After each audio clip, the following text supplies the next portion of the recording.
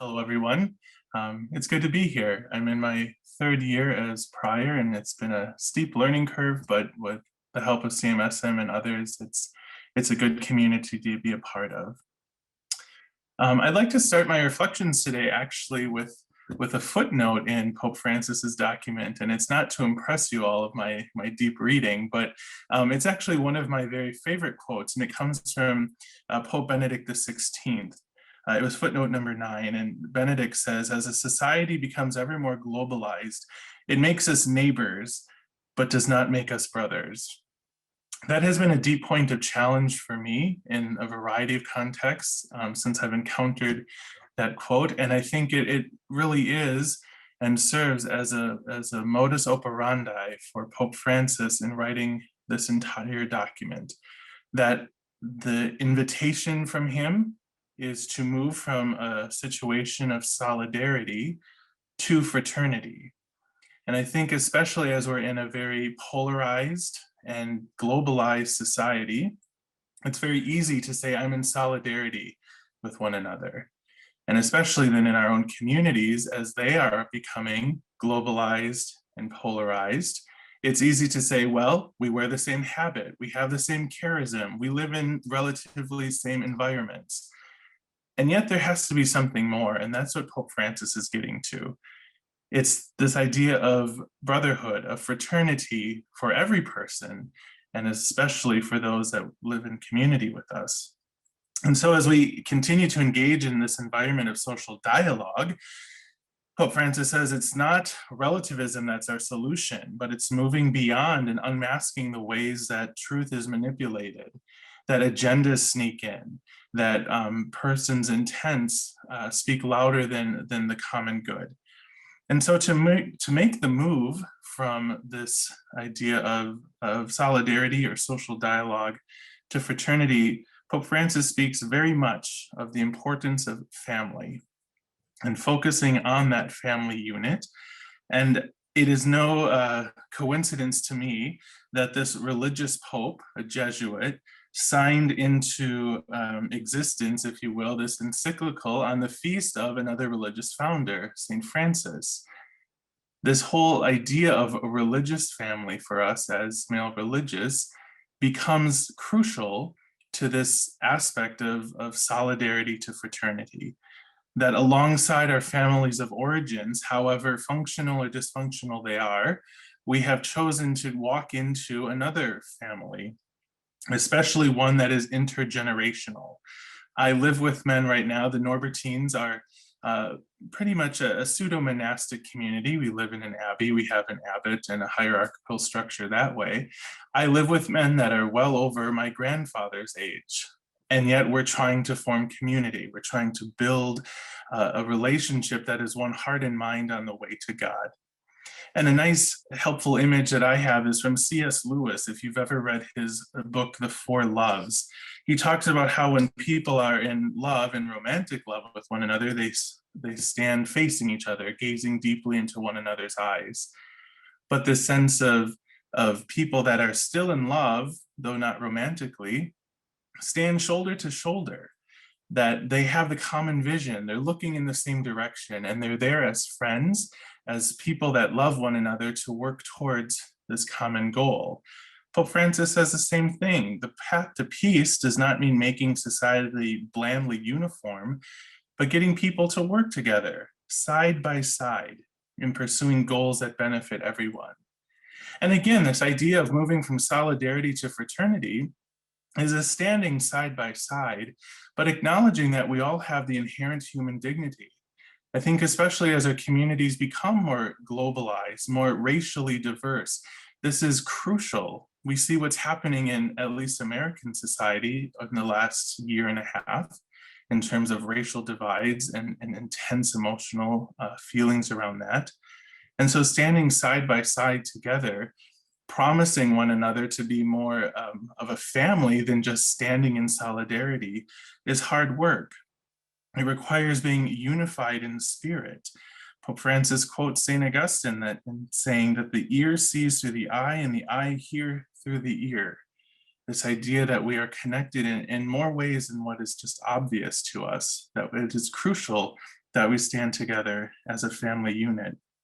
And of course, family speaking broadly, not just of our own congregations and communities, not just of the Catholic Church, but of Christians in general, and even beyond that, into religious realms. Pope Francis is very much dedicating this document to an imam that he met. And so this whole idea of fraternity, while it is built in family structures and religious communities, extends beyond the reach of that.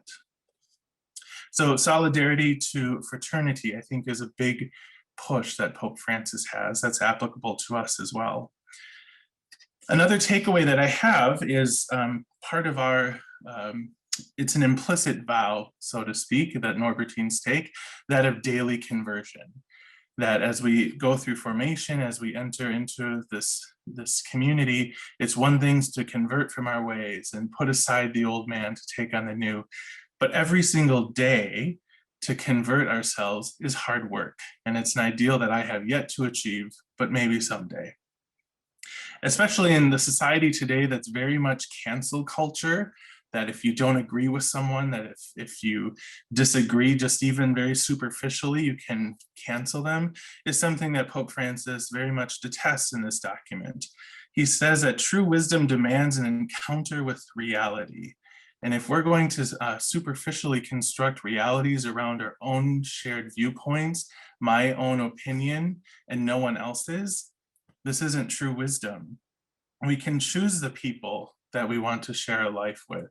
That's absolutely possible, but it becomes very bland, very two-dimensional. For us as religious, we choose a community, certainly, and if your experience is like mine after you enter the community, then you actually get to know the community. And there's those feelings of, have I made this right decision? This isn't what was on the posters. How can this be? And so this daily conversion of looking past myself, of looking past conservative versus liberal, of looking past young versus old, to see that there's something deeper here. Firstly, an invitation to the Lord, that he called me here, that he called you to where you are, and that he's asking you to look beyond your own limitations and convert yourself to his heart. And of course, just as we make our way through life, the fact of the matter is that pain and conflicts are a teacher toward new ways. Pope Francis says that renewed encounters does not mean returning to a time prior to conflict. That if we convert ourselves, if we have this renewal of spirit, that doesn't mean that everything is erased.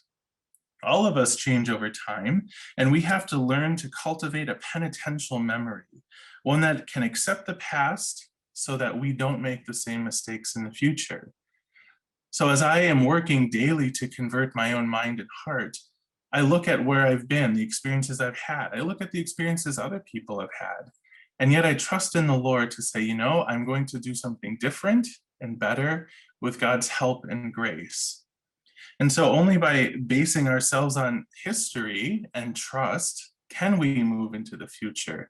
This isn't something that we can just do on our own because we're based in the context of community. And the Lord calls us into communities to help us convert ourselves. St. Paul says it's like iron sharpening iron. There's going to be rough spots. There's going to be days of hopelessness and feeling like you've made a mistake. And yet the Lord continues to push on and to show you a new way.